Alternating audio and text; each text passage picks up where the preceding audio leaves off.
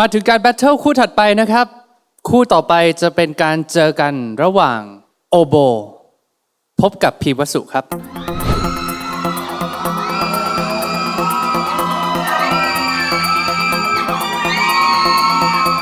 คู่นี้จะแบทเทิลกันในแบบโวคอลถ้าน้องๆพร้อมแล้วแบทเทิลสตาร์ท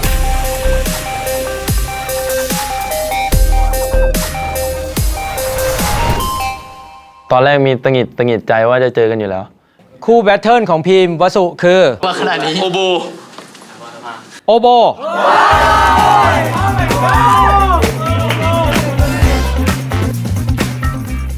ถ้าเป็นเมื่อก่อนก็แบบตอนโชว์เคสผมรู้สึกว่าสไตล์การร้องผมน่าจะคล้ายๆกับโอโบแค่อยากจะขอเก็บ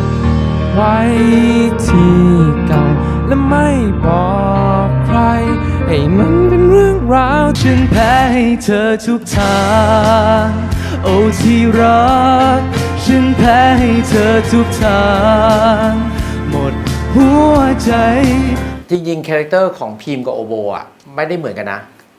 พี่ว่าโอโบมีคาแรคเตอร์ตั้งใจเอาจริงแต่ว่าก็จะยังขาดการใช้อารมณ์และสัญชาตญาณในขณะที่พี่พีมก็จะไม่เป๊ะไม่เนียบเลยแต่ว่าใช้สัญชาตญาณแล้วก็อารมณ์ในการนำในการเพอร์ฟอร์มพี่ว่ามันจะเป็นการชาเลนจ์ให้พวกน้องเก่งขึ้นเพราะว่าน้องมีคู่แข่งที่มีความแข็งแรงในส่วนที่น้องไม่มีภาพที่ผมเห็นพีมอะรู้สึกพีมเขาคาแรคเตอร์ชัดแล้วก็เห็นตัวเองส่วนโบเป็นคนที่จะเอาแต่โชว์จะเอาแต่งานแต่ว่าอาจจะลืมตัวตนไปผมเป็นคนที่ใช้สัญชาตญาณในการเพอร์ฟอร์มนำใช้อารมณ์นำมากกว่าเก็บรายละเอียดแต่โอโบเป็นคนที่ต้องเป๊ะต้องเนี้ยบทุกอย่างก่อนที่จะมาโชว์แล้วค่อยเติมฟีลลิ่งเข้าไปตอนที่นั่งอยู่ในห้องดำรู้สึกว่าเลือดของกอริลลามันไหลแรงทั้งตัวเลยส่วนโอโบเป็นเลือดแพนเดอร์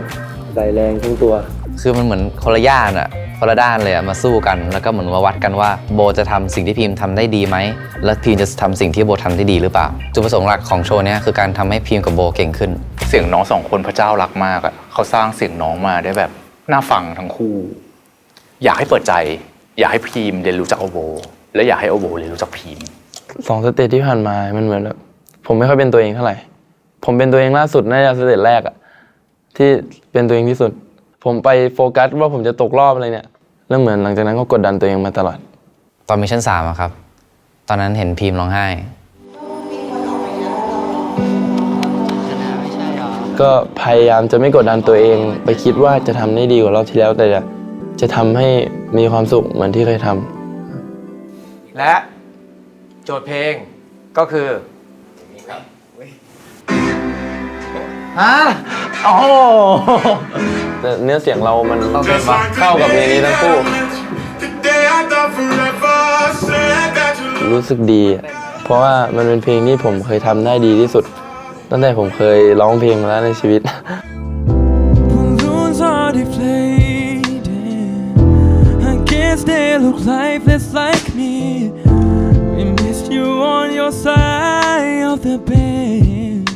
พีมอยากจะกลับไปแบบเก่งแบบนั้นไม่ได้หมายความว่าตอนนี้พีมไม่ได้พัฒนามาแต่แค่อยากได้สัญชาตญาณกับความรู้สึกแบบนั้นกลับมาแล้วผมก็อยากให้เพลงนี้พาผมกลับมาให้ได้อยากให้พีมจำพีมที่เป็นพีมได้พีมวันนั้นเป็นพีมที่มีความสุขมั่นใจแล้วก็เป็นสเตจแล้วทำให้ได้เหมือนเดิมเพลงนี้จะเรียกพีมกลับมาในวันนั้น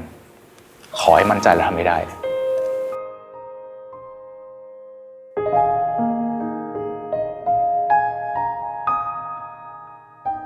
คือจริงๆผมก็รักพีมก็อยากให้พีมมั่นใจในตัวเองเพราะจริงๆพีมเป็นคนที่เก่งแล้วก็มีความสามารถแล้วก็มีสกิลที่ดีมากอยู่แล้วคือเพลงนี้เป็นเพลงที่ต้องร้องด้วยอารมณ์มันต้องมาจากอินเนอร์อะ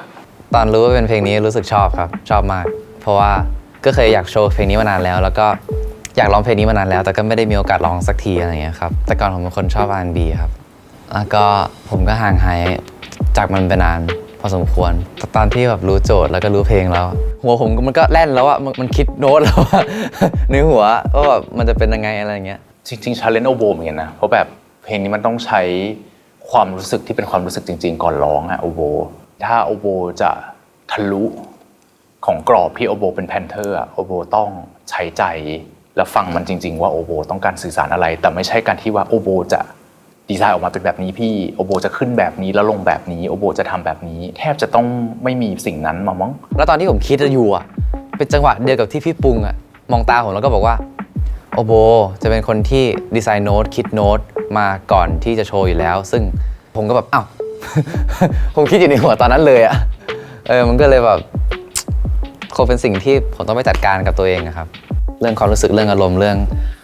การจัดวางอะไรต่างๆ ส่วนเพลงที่ให้ไป Heartbreak on Story พวกพี่ให้อิสระในการทำเพลงในนี้ การแบ่งท่อนแบ่งกันเองได้ก่อน แต่เดี๋ยวพี่แอมอาจจะช่วยในการแบ่งบางอย่างแล้วเดี๋ยวมาแมทช์กัน เชิงของการร้องเพลงอ่ะไม่ยากเท่าไหร่ครับ แต่ว่าในการใช้สัญชาตญาณอะไรอ่ะผมรู้สึกมันยากสำหรับผมครับ เข้าใจแล้วแบบมันเป็น challenge ของทั้งคู่แหละ แต่มันคนละแบบ ถ้าเรื่องเทคนิคผมไม่มีทางสู้โอโบเลย ผมสู้โอโบได้อย่างเดียวคือสื่อสารอารมณ์ Just like the day that I met you, the day I thought forever. Say that you love me, but that'll last forever. It's cold outside when you walk down my life. Why you walk down my life?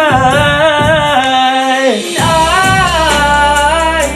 feel like this every time. On these days I feel like you and me. Heartbreak anniversary. Do you ever think of me? คืออย่างนี้พอมันเป็นแบทเทิลใช่ไหมคะอยากให้น้องรู้สึกว่าในพาร์ทของเราอ่ะมันเป็นพื้นที่ของเราที่เราจะแข่งที่เราจะทำให้มันดีกว่าอีกฝ่ายหนึ่งด้วย ถึงแม้ว่ามันยังต้องมีภาพโชว์ที่ออกมาภาพรวมแล้วเพราะแต่ตรงไหนที่มันจะทิ้งโอกาสในการฟาดฟันไปหรออย่างเงี้ยนึกออกไหมอาจจะต้องเพิ่มความแบบดูเดือดได้อีกนิดนึงมันก็เหมือนพวกเราต้องช่วยกันไต่ขึ้นไปอ่ะคือถ้าเป็นแบทเทิลแบบติ้วมันก็อยู่แค่นี้แต่ถ้าเป็นแบทเทิลที่แบบเราสู้กันแล้วมันขึ้นไปด้วยกันอ่ะมันจะเป็นโชว์ที่ดีมากแต่ที่ร้องมาเมื่อกี้รู้สึกว่ามันดีนะมันดีทั้งคู่เลยมันแบบมันว้าวแหละประมาณนึงเลยอ่ะตอนนี้มันดู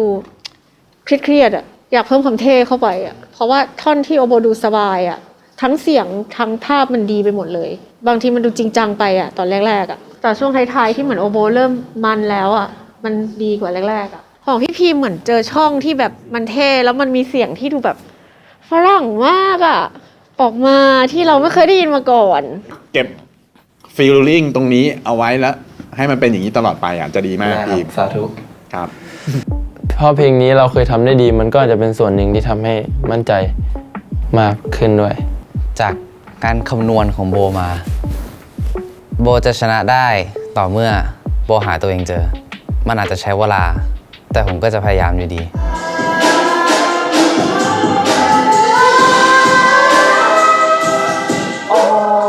เวลาที่ร้องแอดลิบอะเวลาท่อนที่ไม่มีเราหรือมันหยุดช่วงหายใจหรืออะไรเงี้ยพยายามแบบอินอยู่ในความสื่อสารนั้นอย่าหลุดแบบเหมือนมองเขาแล้วมันรู้สึกว่าเหมือนหลุดแล้วมันคิดอะไรบางอย่างมันเปลี่ยนความรู้สึกคนถ้ามันมีคนที่ดูหนูอยู่อะคนเดียวอะมันจะรู้สึกว่ามันไม่จริงอะได้กลับมาร้อง R&B มันก็น่าจะเปลี่ยนไปเยอะพอสมควรแต่เดี๋ยวก็มารอดูกันว่าจะเปลี่ยนไปเยอะแค่ไหนผมต้องมั่นใจในตัวเองก่อนตอนนี้จะมั่นใจในตัวเองแล้วก็จะพาตัวเองชนะเอาโบให้ได้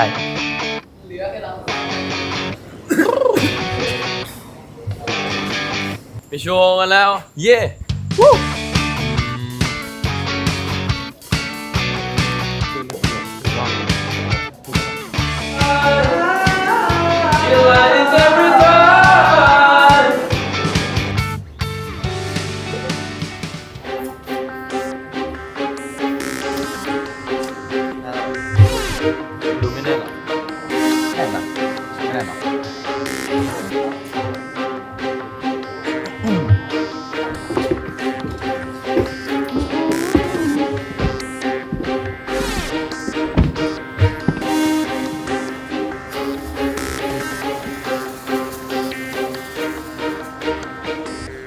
คู่ต่อไปจะเป็นการเจอกันระหว่างโอโบพบกับพีวสุครับ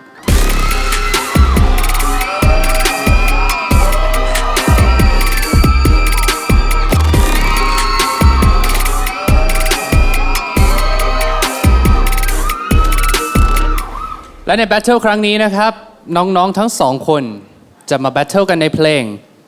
Heartbreak Anniversary ของกิวียองนะครับ คู่นี้จะแบทเทิลกันในแบบ vocal ตอนนี้ทั้งคู่พร้อมนะครับ ถ้าน้องๆพร้อมแล้ว Battle Start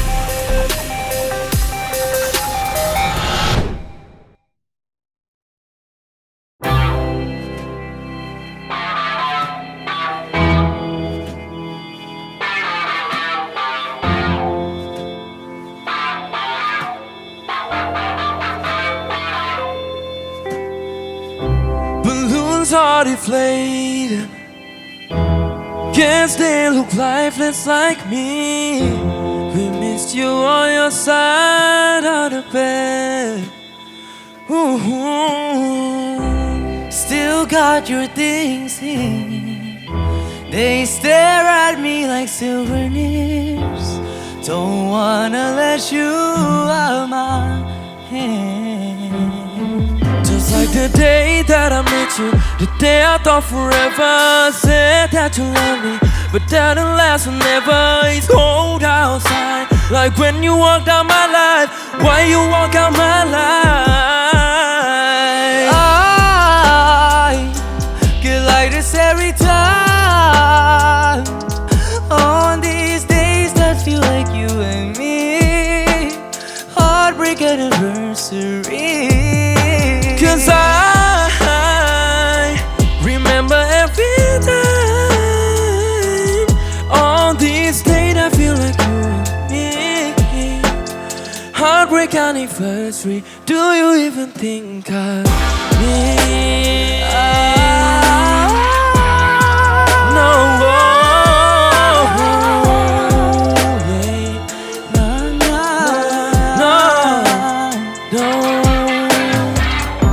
I'm building my hopes up like presents unopened Tuesday. I still see those messages that you read. Ooh. I'm foolishly patient. Can't get past the taste of your lips. Don't wanna let you out my head. Just like the day that I met you, the day I thought forever. Say that you love me, but that won't last forever. It's cold outside, like when you walked out my life. Why you walked out my life? 'Cause I remember every time. On these days I feel like you and me. Heartbreak anniversary. 'Cause I get like this every time. On these days I feel like you and me. Heartbreak anniversary. Do you ever think of me? No. 'Cause I think of you, think of you.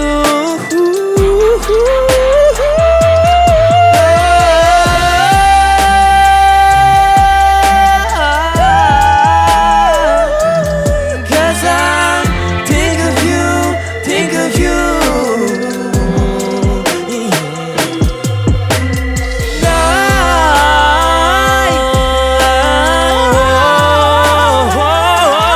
Cause I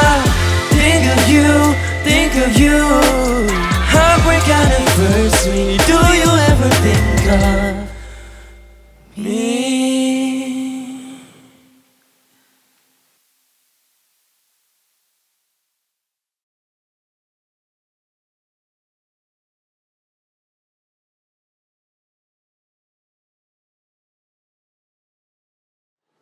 และนี่คือ Heartbreak Anniversary จากโอโบและพีมวสุครับ ครับ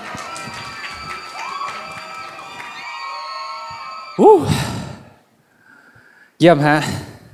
น้องๆทั้งสองคนน่าจะมีความรู้สึกอะไรสั้นๆ อยากจะบอกไม่ว่าจะทีมเกสทีมดีเรคเตอร์หรือทุกคนที่ชมอยู่ทางบ้านไหมครับ อย่างแรกเลยผมอยากจะขอบคุณทุกคนนะครับที่ทำให้แบบผมมาถึงตอนนี้ได้ แล้วก็พัฒนามาถึงตอนนี้นะครับผมแล้วก็อยากจะขอบคุณพี่ปุงนะครับที่เลือกพีมเป็นคู่โบนะครับเพราะว่าพีมก็เป็นคนที่ เก่งแล้วก็มีคาแรคเตอร์เป็นของตัวเองใช้สัญชาตญาณในการร้องเพลงแล้วก็เต้นเยอะมากเลยนะครับก็ทำให้ผมได้เรียนรู้อะไรหลายๆอย่างจากพีมในมิชชั่นนี้มากแล้วก็เข้าใจอะไรหลายๆอย่างในแบบหลายมิติมากขึ้นครับก็ขอบคุณพีมมากๆที่มาเป็นคู่หูแบทเทิลของโบครั้งนี้ครับ ขอบคุณโอโบมากครับพี่วสุเชิญครับ ขอบคุณโอโบเหมือนกันครับที่ช่วยแบบให้พิมเห็นอะไรในตัวเองมากขึ้นแบบว่าควรแบบเก็บรายละเอียดหรือว่าทำงานให้มันเนียบกว่านี้ครับปกติจะใช้แบบอินสติ้งทำแต่ว่าเหมือนมาอยู่กับโอโบก็ได้เรียนรู้แบบความละเอียดของโอโบแล้วก็อย่างแรกก็ตื่นเต้นมากๆตอนขึ้นมาก็ใจเต้นสุดๆเลยแต่ว่าก็ทำเต็มที่เท่าที่เมื่อกี้ทำได้แล้วครับก็ขอบคุณทุกคนด้วยครับ ขอบคุณพีมวสุเช่นกันนะครับและต่อไปเป็นหน้าที่พี่ๆทีมเกสแล้วนะครับบิลกินครับ จริงๆทั้งสองคนเนี่ยมีเบสิกที่ดีนะแล้วก็มีอินสติ้งที่ดีนะครับในการเป็นนักร้องนะแล้วก็ด้วยเนื้อเสียงอะไรเงี้ยก็มีความแตกต่างกันแล้วก็มีสไตล์ที่ต่างกันอย่างพีมอะไรเงี้ยในช่วงที่พีมร้องเสียงสูงอะไรเงี้ยมันอาจจะฟังดูอึดอัดไปหน่อยเนาะมันอาจจะเป็นเรื่องของเรนจ์ของเพลงด้วยกับเสียงเราที่มันอาจจะเหมือนเกือบมิดแล้วเนาะอาจจะต้องไปเติมเรื่องของมิกซ์โทนหรือว่าการสวิตช์ช่องไปใช้ช่องไหนที่เรารู้สึกว่ามันพอดีกับเรนจ์ของเราหรือจุดของเราอะไรเงี้ยแต่ว่าชอบพีมตรงที่มันจะมีพวกลูกที่มันออกมาจากอินสติ้งแล้วมันดูมีอารมณ์มาอยู่ในนั้นด้วยแล้วรู้สึกว่ามันธรรมชาติและเนี่ยคือความเป็นศิลปินที่มันอยู่ในนั้นอะไรเงี้ยส่วนตัวรู้สึกว่าโอโบร้องได้แข็งแรงกว่านะแบบแบ่งโน้ตได้ละเอียดกว่าจะฟังได้ชัดเวลาแอดลิบอะไรเงี้ยเราจะแยกโน้ตได้ชัดกว่าฟังได้ชัดกว่าอะไรเงี้ยแต่ว่าเวลาแอดลิบสัดส่วนมันยังสามารถขยับได้อีกสร้างไดนามิกในช่วงนั้นได้อีกก็2 คน2 สไตล์นะครับชอบทั้งคู่นะอยู่ที่ว่าแต่ละคนชอบคนไหนนะครับเก่งมากๆทั้งคู่ครับผมขอบคุณครับด้วยเพลงนี้เนาะพอมันเป็นเพลงช้าแล้วมันมีจังหวะให้เล่นได้หลายลูกเนาะผมว่าโอโบทำได้เนียบและชัดมากๆในแต่ละการไล่โน้ตเนาะเลือกช่องเสียงได้ดีมากๆในแต่ละท่อนที่ร้องเนาะแล้วก็ลูกคอสวยสุดๆไปเลยครับผมแล้วก็ชอบพีมมากตอนเปิดหัวเปิดโคตรดีครับ รู้สึกว่าเราต้องฟังต่อแล้วก็แบบเนื้อเสียงตรงเนี้ยตรงเวอร์สอะ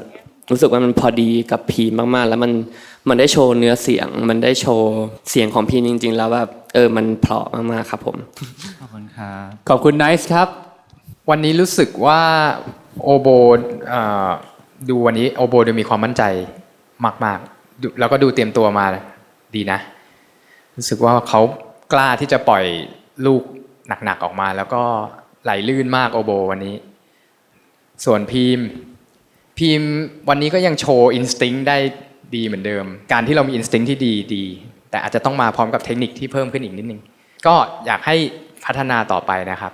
ขอบคุณพี่โฟมากเลยครับต่อไปครูเจด้าเชิญครับตอนแรกๆไม่ค่อยเห็นพิมพ์ในเรื่องร้องแต่วันนี้พิมพ์ทำให้รู้สึกว่าเฮ้ยแบบน้องแบบมีความมั่นใจแล้วก็ร้องได้ดีขึ้นชัดขึ้นสื่ออารมณ์ได้แบบชัดมากต่อให้จะมีแผลบ้างแต่รู้สึกว่าแบบมีเสน่ห์แล้วก็น่าฟังวันนี้โอโบก็เซอร์ไพรส์พี่เหมือนกันว่าพี่เห็นโอโบร้องเพลงเพราะมากแล้วก็ลูกเอื้อนในช่วงท้ายไวเบรดเสียงตอนท้ายทุกอันคือรู้สึกไม่เคยรู้สึกว่าแบบโอโบเสียงเพราะเท่าวันนี้รู้สึกแบบนั้นค่ะขอบคุณค่ะค่ะก็วันนี้รู้สึกว่าทั้งสองคนนะคะทำได้ดีมากเลยนะคะเอาโอโบก่อนละกันโอโบก็คือเป็นคนที่เป๊ะมากร้องได้ดีนะคะเหมือนกับว่าทุกอย่างที่โอโบคิดที่จะร้องออกมาเนี่ยมันดูแบบเขาทำได้เก็บรายละเอียดได้ครบหมดเลยเหมือนพี่ไม่รู้ว่าครบหรือยังแต่ว่าคนที่ดูตรงนี้รู้สึกว่ามันครบ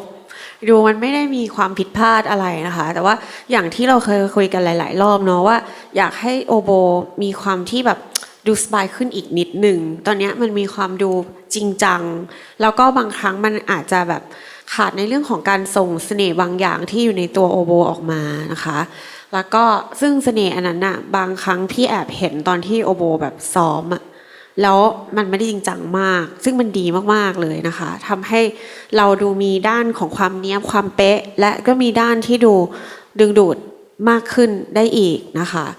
แล้วก็ของพีมนะคะจุดเด่นของพีมก็คือการร้องที่มันดูใช้อินสติ้งสูงมากๆนะคะแล้วก็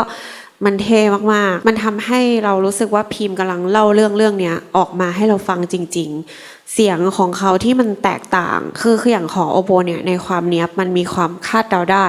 ว่าโอโบจะจบประโยคแบบนี้แน่นอนแต่ว่าของพีมมันจะมีความหลากหลายค่ะคือเขาจะเหมือนมี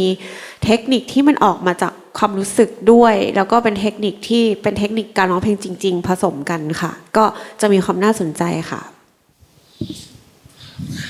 โอโบเป็นเด็กที่ไม่เคยหยุดการพัฒนาตัวเอง แล้วก็โอโบพัฒนาตัวเองมาอย่างช้าๆแต่มั่นคงมาตลอดแล้ววันนี้มันเป็นวันที่เราเห็นว่าโอโบพัฒนาด้านการร้องจนแบบเราตกใจมากเลยโอโบเรารู้สึกว่าโอโบร้องเพลงได้ดีมากเลยวันเนี้ยเราทึ่งในการเก็บลูกโน้ตของโอโบที่แบบเป็น perfectionist ที่เก็บละเอียดแบบทุกโน้ตที่ไต่ไปแล้วแตะมันคือชัดแล้วเรารู้ว่าเราแบบดีไซน์แบบนี้ออกมาเลยอะเรานับถือความกล้าที่จะเล่นแล้วก็การดีไซน์โน้ตบางอย่างแล้วก็โอโบทำกันบ้านเป็นเด็กที่พยายามทำกันบ้านเก็บทุกเม็ดได้ดีจริงๆนับถือมากครับตรงนี้โอโบส่วนอีกฝั่งหนึ่งพี่พีมครับอาจจะไม่เท่ากับโอโบที่เก็บเนี้ยบในการแบบแม่นในแต่ละอันแต่สิ่งที่พี่พีมมีจริงๆก็คือความจริงใจในการร้องเพลงที่มาจากตัวตนของพี่พีมที่อยากจะเล่าเรื่องตัวตนออกมาเนาะสิ่งที่สำคัญที่อยากจะฝากพี่พีมต่อไปคือจำความรู้สึกในการร้องเพลงและความสุขบนเวทีไว้ให้มากๆเพราะเมื่อสิ่งนั้นถ้าเกิดพี่พีมขาดไปเสน่ห์พี่พีมในการร้องมันจะหายไปณวันนี้พี่ไม่แน่ใจว่าพี่พีมคิดอะไรอยู่แต่ขอให้จำไว้ว่าวันนี้พี่พีมร้องเพลงได้ดีที่สุดเท่าที่เคยมีในรายการนี้มาในตัวชีวิตของพี่พีมเลยขอบคุณครับ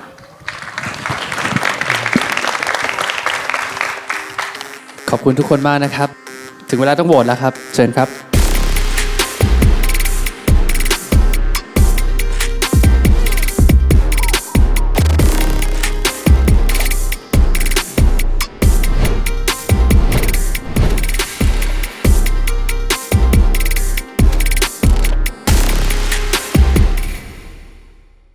และคนที่ชนะในแบทเทิลครั้งนี้คือพิมพ์วสุครับ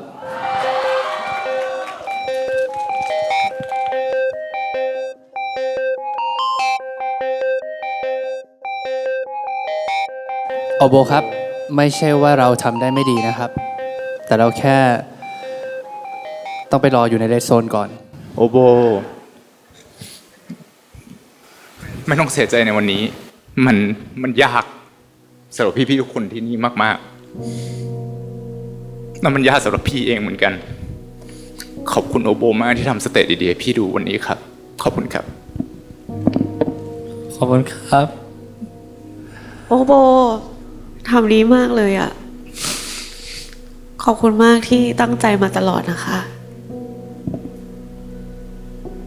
ขอบคุณครับเราเจอกันครับเชิญครับ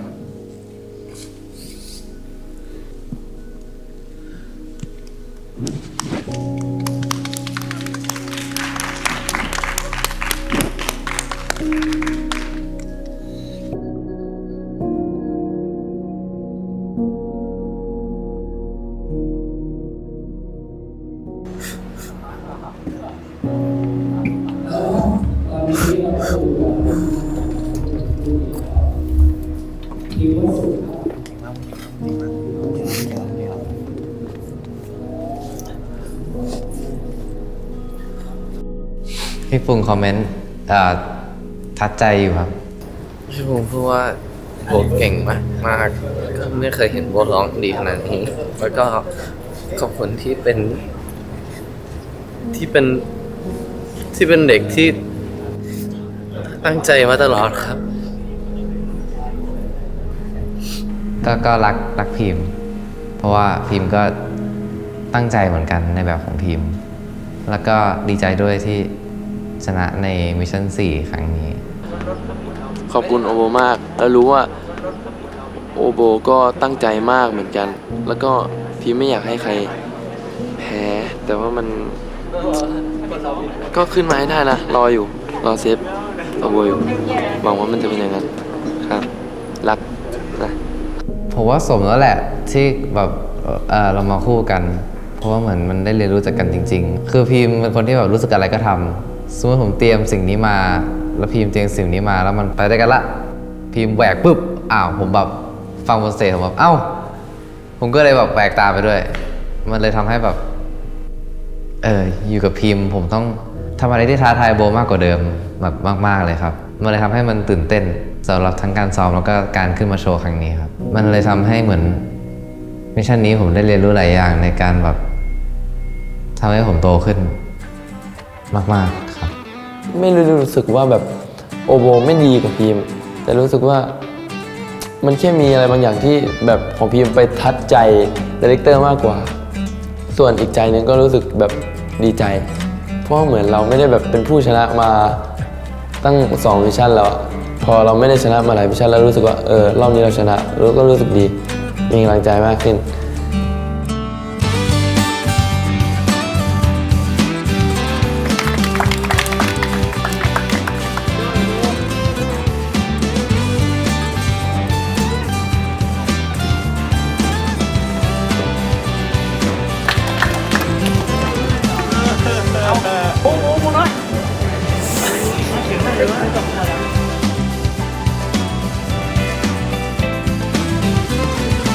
เบสิก2คนนี้แน่นมากเป็นคนมีของมาทั้งคู่รู้สึกว่าพี่ผลออเดอร์นะพี่ฮัทก็เช่นกันคู่นี้น่าดูมากเพราะเราจะได้เห็นการเปลี่ยนแปลงเซนเตอร์ก็ได้